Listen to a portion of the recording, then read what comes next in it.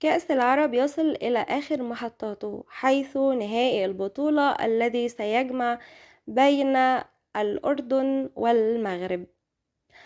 المغرب قدر يفوز على منتخب الإمارات في نصف النهائي بثلاثية نظيفة، بينما نشام الأردن فاز على منتخب السعودية بهدف أحرزه نزار رشدان.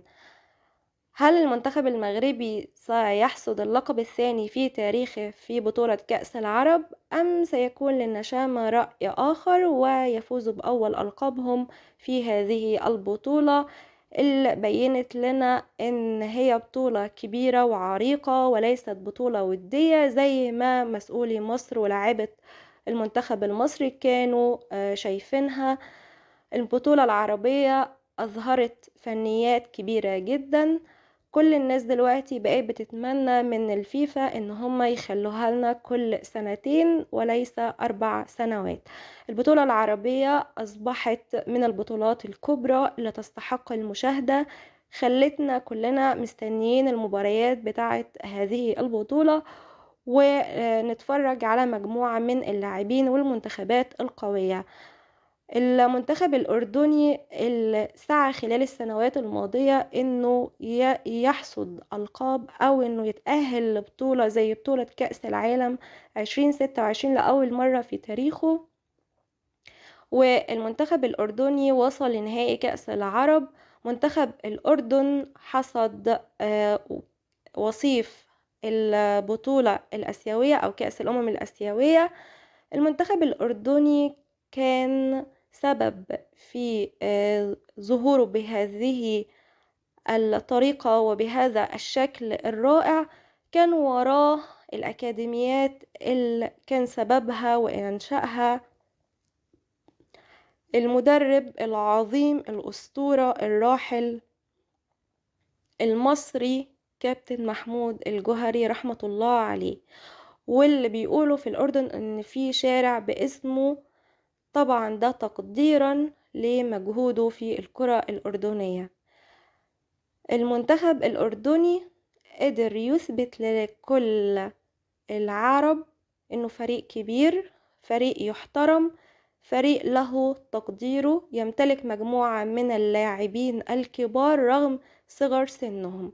خلال السنوات ال4 الماضية أو خلال آخر 5 سنوات كنا دائما بنقرأ وبنشوف المنتخب الأردني كان بيشارك في بطولات في آسيا تحت 21 عام أو بطولات تحت 23 عام، اللي دائما بطولات غرب آسيا، ومنتخبات كانت بتظهر نجوم كان من ضمنها المنتخب الحالي اللي بيضم علي علوان، وعندنا كمان يزن النعيمات اللي بنتمنى له السلامة خلال الفترة القادمة بعد إصابته بقطع في الرباط الصليبي خلال مباراة ربع النهائي أمام منتخب العراق، واللي كان بالتأكيد على رادار الأهلي في يناير القادم.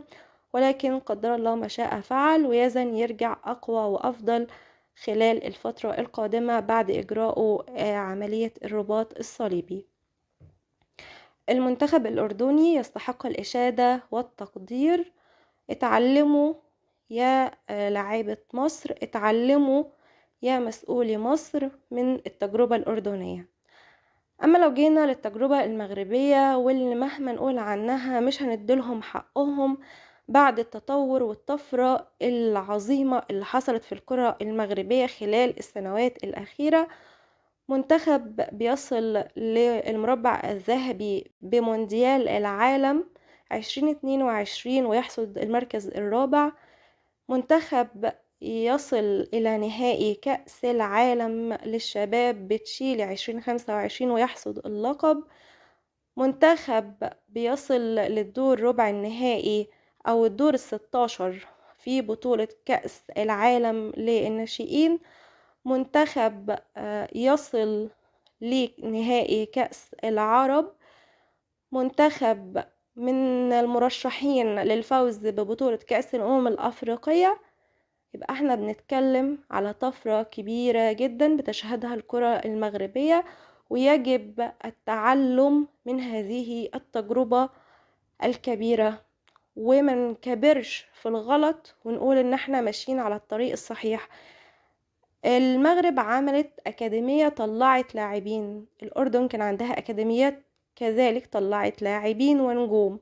ليه احنا ما نتعلمش ونحط استراتيجي نتعلم منها ونمشي عليها خلال السنوات القادمة حتى تعود الكرة المصرية ونحقق بطولات ونرجع للتاريخ بتاعنا اللي احنا حققناه، ما نفضلش عايشين على تاريخنا القديم ونفضل نقول منتخب مصر. الناس بترشحنا دلوقتي لكأس الأمم الأفريقية ان احنا هنفوز بيها، ده عشان الإنجاز العظيم اللي عمله كابتن حسن شحاتة مع مجموعة اللاعبين المحليين خلال 2006 2008 2010. بعد كده مصر والكرة المصرية ما شافتش أي إنجاز، وصعودنا لكأس العالم مش معناه إن احنا حققنا إنجاز، بالعكس احنا رجعنا بشكل وحش جدا.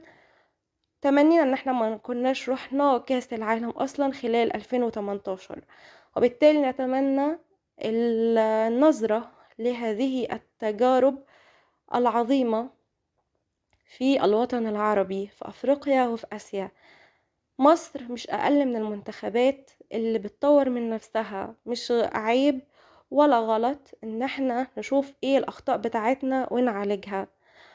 بالتأكيد احنا على موعد يوم 18 من ديسمبر الجاري على ملعب لوسيل ونهائي كأس العرب بين منتخب أفريقي عربي ومنتخب آسيوي عربي آخر، الأردن والمغرب، أسود الأطلس أمام نشام الأردن.